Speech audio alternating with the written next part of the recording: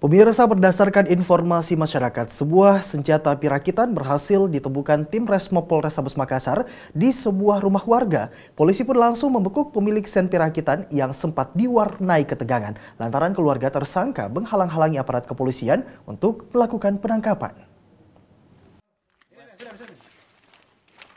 Anggota tim Resmo Polrestabes Makassar membekuk seorang pemuda yang disinyalir sebagai otak dari pembuatan sejumlah senjata api rakitan yang diketahui bernama Didi Basijaya alias Didi, warga Jalan Bunga Ejaya. Namun saat tersangka digiring ke rumahnya untuk mencari barang bukti senjata api rakitan yang dibuat oleh tersangka, pihak keluarga berupaya menghalang-halangi aparat kepolisian hingga suasana sempat diwarnai ketegangan. Kendati sempat dihalang-halangi pihak keluarga tersangka, namun polisi tetap membawa tersangka ke salah satu rumah warga yang diketahui merupakan rumah rekan tersangka di Jalan Kandea 3 yang diduga tempat menyimpan salah satu senjata api rakitan tersangka.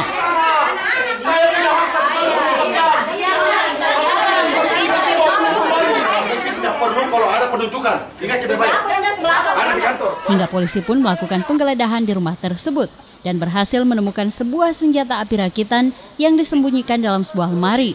Selain itu, 2 butir peluru juga diamankan aparat kepolisian. Berapa jualkan itu senjata? 250, Pak.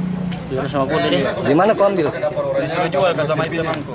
Hah? Temanku yang bawa, dia bawa mul bawa yang makbul mau ke rumah. Dia suruh jual. Kau jual sama siapa? Sama itu temanku ya amal. Siapa yang bikin itu? Dia langsung dibawa. Jadi memang. Jadi memang.